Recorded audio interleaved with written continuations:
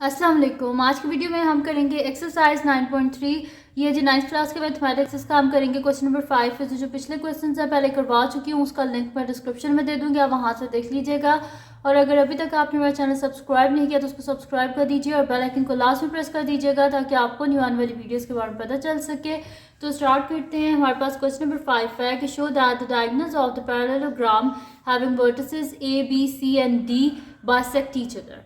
अच्छा, अब इसमें हमारे पास क्या है कि हमारे पास सबसे पहले तो हमने बताया कि एक हमारे पास क्या है, पैरेललोग्राम है। ठीक है, तो पैरेललोग्राम को मैं यहाँ पे बना लेती हूँ। इस तरह करके हमारे पास एक पैरेललोग्राम है, ठीक है, जिसकी हमारे पास क्या होता है, ये दो साइड्स जो होती हैं आपस में इक्वल होती हैं और ये दो साइड्स ये आपस में क्या होती हैं, इक्वल होती हैं। तो पैरेललोग्राम जो है मेरे पास है ए बी सी डी। अब इसमें वो कह रहे हैं कि इसके जो डायगनल्स हैं, यानी कि ऐसे ये जो डायगनल है इसका यहाँ पर ये डायगनल और ये जो डायगनल है, इन दोनों के डायगनल के जो मिड पॉइंट हैं वो हमारे पास क्या है, बाइसेक्ट करते हैं। मतलब कि उन्होंने कहा है कि हमारे पास क्या है कि ये जो दोनों डायगनल हैं ये एक दूसरे को क्या करते हैं, बाइसेक्ट करते हैं। तो हम ये किस तरह फाइंड आउट कर सकते हैं कि दोनों आपस में बाइसेक्ट करते हैं एक दूसरे को? अगर तो इन दोनों के मिड पॉइंट, जाहिर सी बात है इन दोनों का, इसका मिड पॉइंट ये है और इस लाइन का मिड पॉइंट ये है, तो अगर तो इन दोनों के जो मिड पॉइंट है उनकी वैल्यू एक ही आ गई हमारे पास, इसका मतलब है कि ये दोनों क्या डायगोनल एक दूसरे को बाइसेक्ट करते हैं। तो हम क्या कर लेंगे, सिंपल सी बात है, हम ए सी का भी मिड पॉइंट फाइंड आउट कर लेंगे और बी डी का भी मिड पॉइंट फाइंड आउट कर लेंगे। तो हमें इजीली पता चल जाएगा कि जो है इन दोनों की वैल्यू एक आती है या नहीं आती। तो यहाँ पर सोल्यूशन में लिख लेती हूँ और इसको स्टार्ट करते हैं हम। तो फर्स्ट ऑफ ऑल मैं जो है वो डायगोनल फाइंड आउट कर लेती हूँ। ये जो मेरे पास है बी डी बोल लें या डी भी बोल लें, जैसे भी है। तो यहाँ पे मैं लिख देती हूँ if M1 is the mid point of diagonal D B. ठीक है, कि मिड पॉइंट है इस डायगोनल डी बी का। तो डी किसके इक्वल है, हमारे पास डी है जी हमारे पास -4 -3 के, और जो बी है वो हमारे पास इक्वल है 4 2 के। ठीक है, तो ये हो गया मेरे पास, मैंने यहाँ पे लिख लिए कोऑर्डिनेट्स। तो अब हमारे पास मिड पॉइंट क्या होता है, हमारे पास मिड पॉइंट होता है x is equals to x1 plus x2 divided by 2। This implies, यहाँ से x1 मेरे पास क्या आ रहा है, x1 y1, यहाँ से ये x2 और ये y2। तो इनकी वैल्यूज़ को यहाँ पे लिख लेते हैं। तो x1 मेरे पास है -4 प्लस x2 मेरे पास क्या है 4 डिवाइडेड बाई 2, यानी कि मेरे पास x यहाँ से क्या आ रहा है, -4 प्लस 4 क्या होता है 0/2। दिस इम्प्लॉयज x मेरे पास आ गया 0।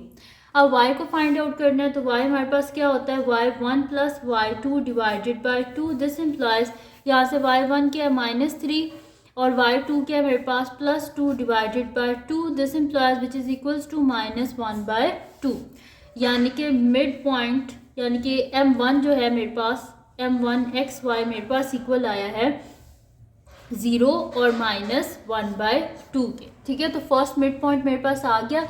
अब मैंने क्या करना है, नेक्स्ट शीट लेती हूँ और उस पर मैं इसका सेकंड जो मिड पॉइंट है उसको फाइंड आउट कर लेती हूँ। तो वो मेरे पास आ जाएगा, मैं यहाँ पे लिख लेती हूँ कि if M2 is the midpoint of diagonal AC। अब मैंने ये सेकंड ले लिया है, ये वाला जो मेरे पास डायगोनल है मैंने ये वाला ले लिया AC, पहले ये लिया था, अब मैंने डायगोनल AC ले लिया यहाँ पर। अब इसका मिड पॉइंट फाइंड आउट करते हैं। तो मिड पॉइंट का फार्मूला मैं यहाँ पे लिख लूँगी। तो x हमारे पास किसके इक्वल होता है, x1 plus x2 divided by 2।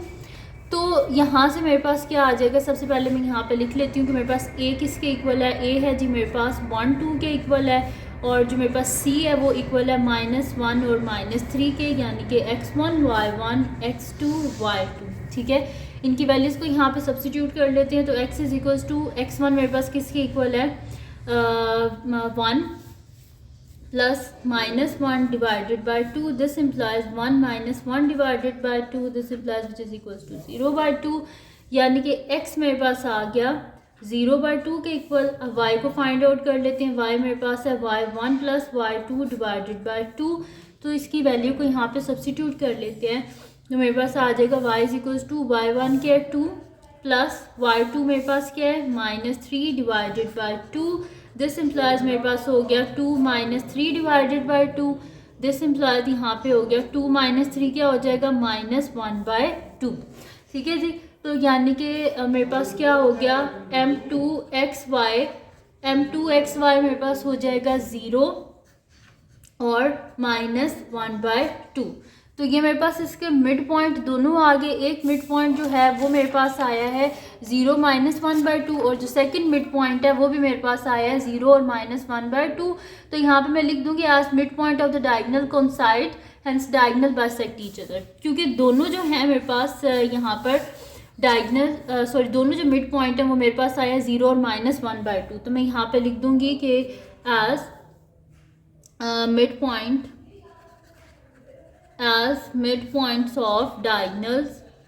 midpoints of diagonals coincide, यानी कि दोनों जिससे coincide कर रहे हैं, hence diagonal bisect each other। ठीक है, तो ये आ गया मेरे पास के m1 और m2 जो हैं उनकी वैल्यूज़ मेरे पास सेम आई। इसका मतलब है कि डायगोनल्स ने एक दूसरे को बाइसेक्ट किया है। तो ये थी जी आज की वीडियो जिसमें मैंने आपको करवाया एक्सरसाइज 9.3 का क्वेश्चन नंबर 5। तो अगर ये वीडियो आपके लिए हेल्पफुल है तो उसको लाइक कीजिएगा, मेरे चैनल को सब्सक्राइब कीजिएगा और बेल आइकन को लाजमी प्रेस कर दीजिएगा ताकि आपको न्यू आने वाली वीडियोस के बारे में पता चल सके। और जो मेरा सेकंड चैनल है जिसके बीच मेरी कुकिंग की, क्राफ्ट्स की, रिडल्स की, ट्रैवलिंग की वीडियोस हैं, उसका लिंक पर डिस्क्रिप्शन में, उसको सब्सक्राइब कर दीजिएगा और अपनी दुआओं में लाजमी याद रखिएगा। अल्लाह हाफिज़।